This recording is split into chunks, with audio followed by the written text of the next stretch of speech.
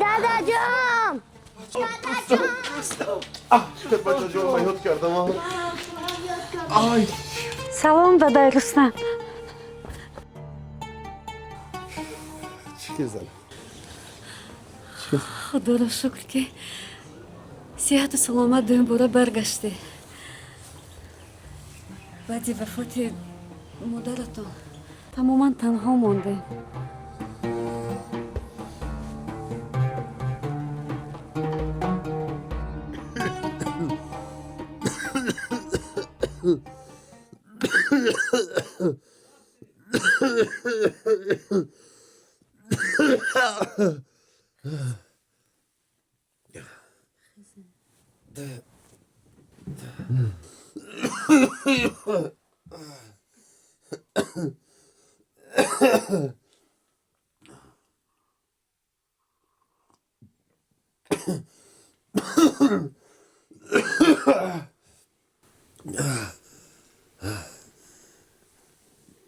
دادای رستم، سلامتیتان روز تا روز بدتر می شود. از اشتها هم مانده. چرا به دکتر نمی روید؟ درد از جانب خداست. شفایش هم از پروردگار است. از دستی دکترها چی می آید؟ وقتم سلخین شده ایستاده است. شاید شمال خورده باشم.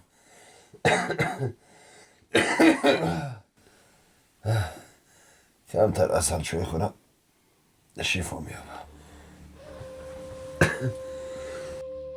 دادا کسل شده. نه بچه جان، دادت کمی شمال خورده است. بیا را خوب کن، سحر همش خوب می شود.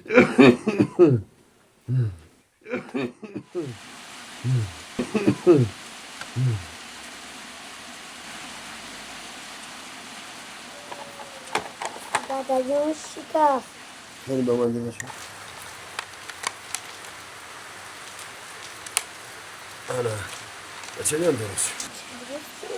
درست شد. خیلی بیا باشه. بچه بیا بیا. آنا بچه جان چی که؟ نقص؟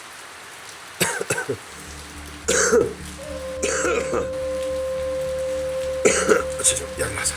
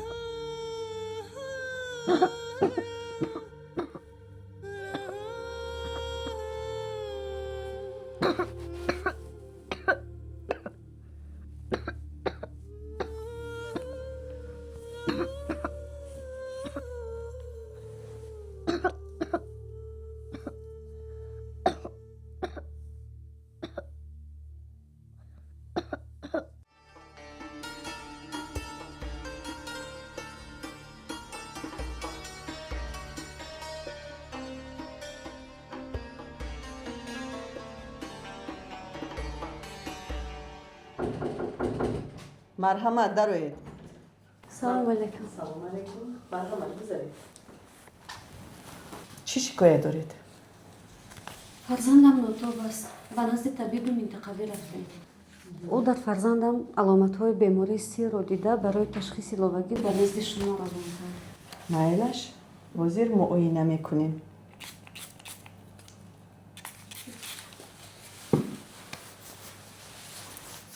کنی بچه جان نزدیکتر بیا.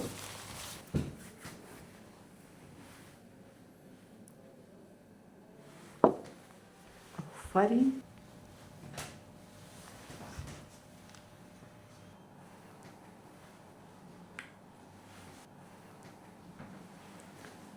نفس کش. باز نفس. چقدر نفس کش.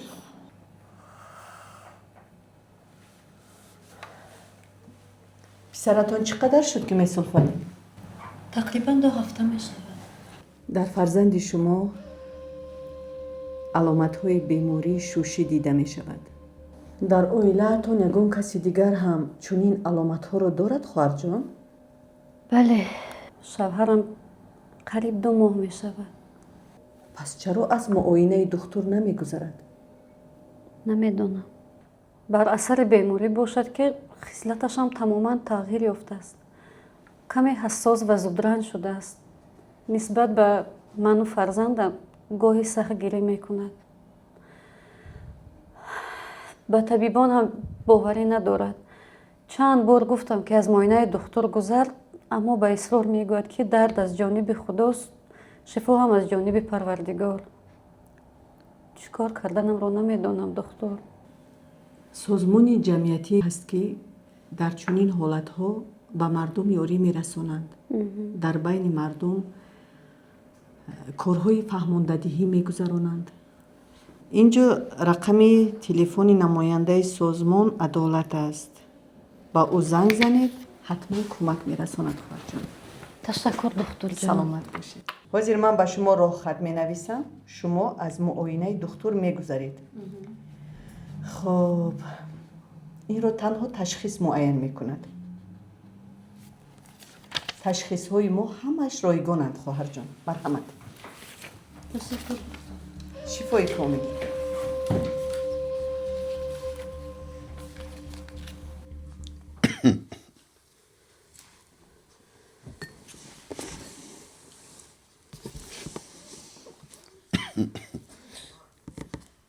دادای رستم، بچه‌مون با بیماری سیل گرفتار شده است. تو چی ها میگویی؟ باز این رو کی گفت؟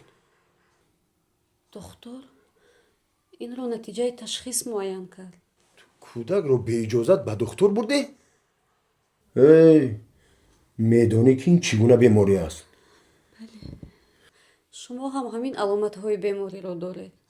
باید هر چی زودتر از تشخیص گذارید و تبابت گیرید. نمیدانی این بیماری اولادی است و تبابت هم نمی شود. شاید در اولاد شما بود است نه؟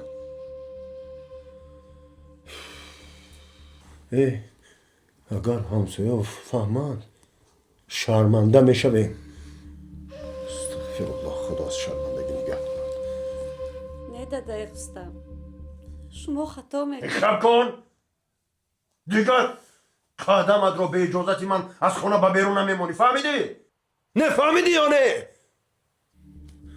استغفر الله.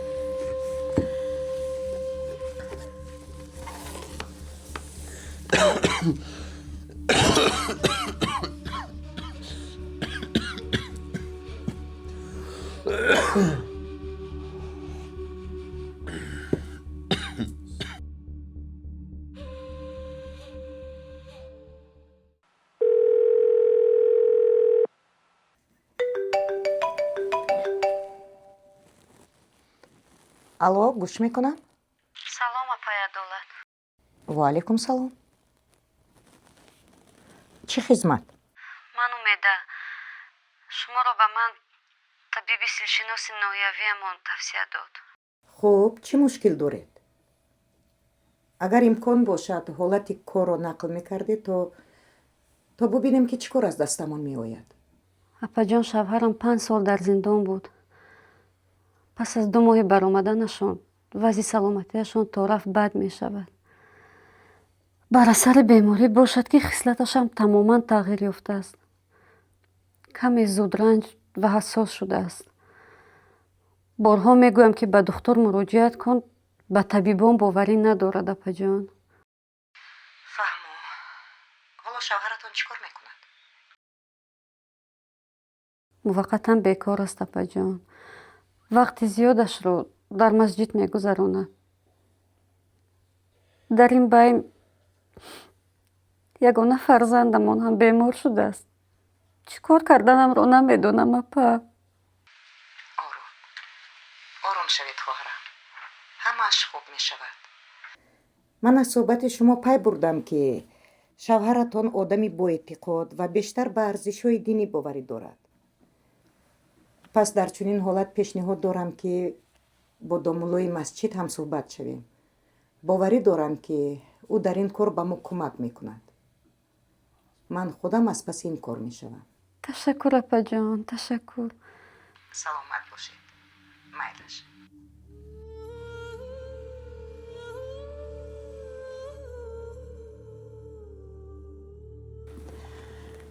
домулоҷон, ман намояндаи созмони ҷамъиятӣ ҳастам. омадам то дар мавриди бемории сил бо шумо як каме суҳбат кунам ва барои як кори хайр ба кӯмаки шумо хеле ниёз дорем. بسیار خوب. سلامت باشید، خوش آمدید. هرچی از دستمان آمد میکنیم.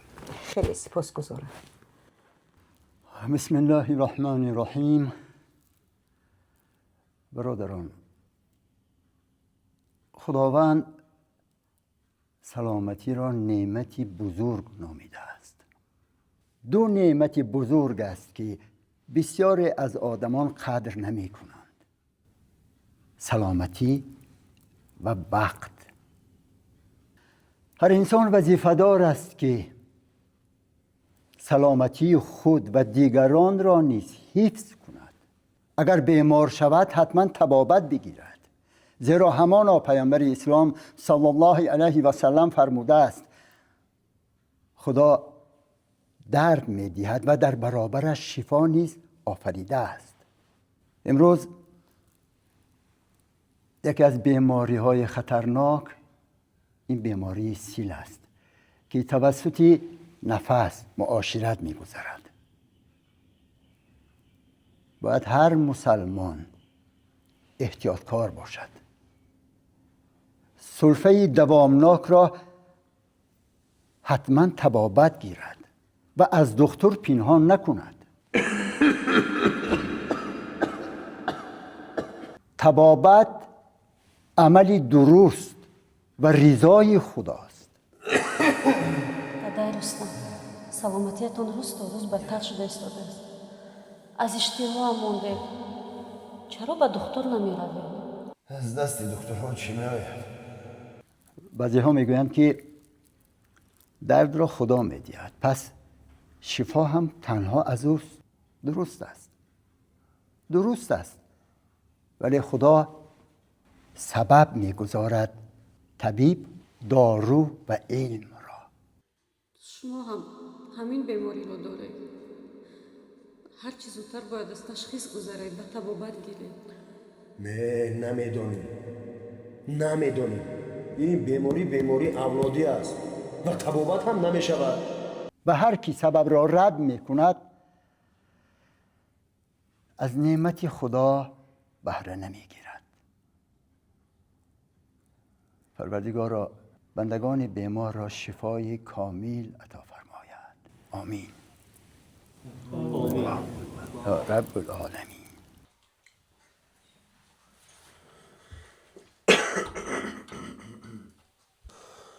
امروز پیش از نماز داملا امام درباره سلامتی بسیار سخنهای خوب کرد. همه سخنهایش در اساس آیاتهای قرآن و احادیث بود. راستی گپ بعد از گپهای ملا امام به خلاصه آمدم که به دکتر مراجعت کنم. خیلی خوب.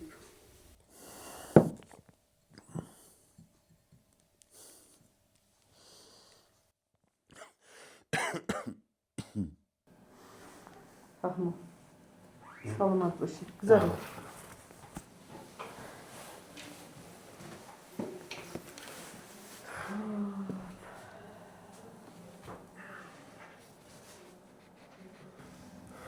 مرحمت.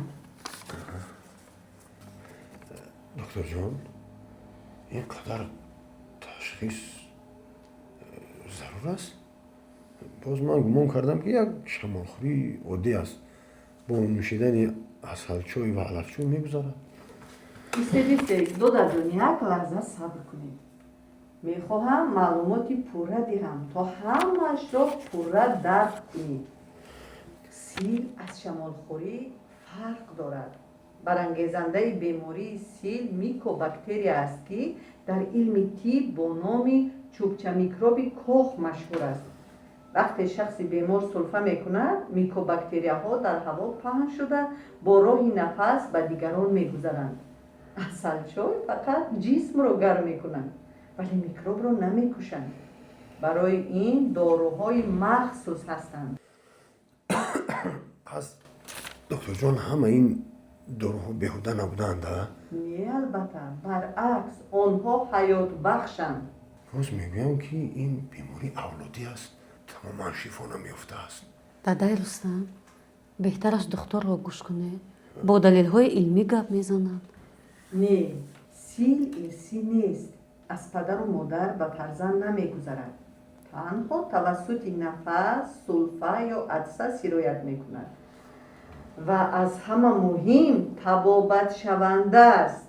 اگر تبابت رو پوره بگیری کاملا شفا مییابیم. باید قید کنم که مهلت تبابت دراز است، نه کمتر از 6 ماه است. راستی از این بیماری شرمم میآید. دادر جان آرام باشید. این بیماری گناه نیست و هر کس میتواند سرایت کند. ثروتمند یا دهقان، دانشمند یا کم بضاعت، هممون برابریم. پس دکتر جان بگذار تبابت رو شروع کنیم. آفرین. ما یک جای این بیماری را مغلوب میکنیم. تنها اراده مستحکم و به خود باوری داشته باشید. چی گفتید؟ بگذار چنین شود. بگذار.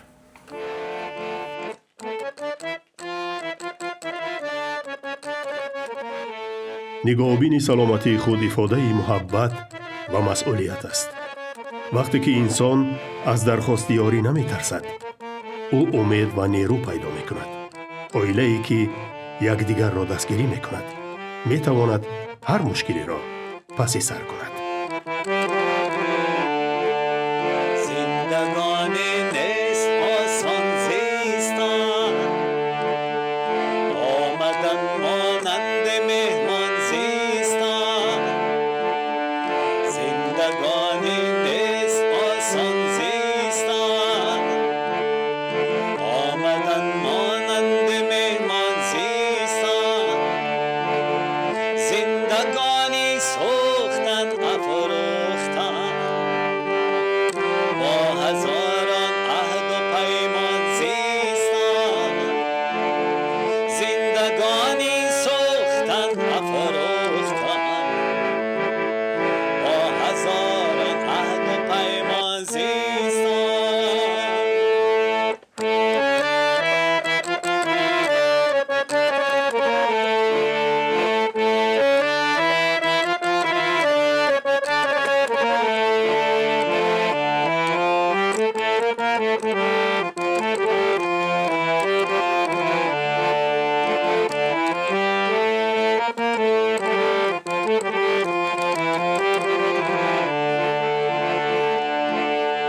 ره گشادن از دل تا بر دل،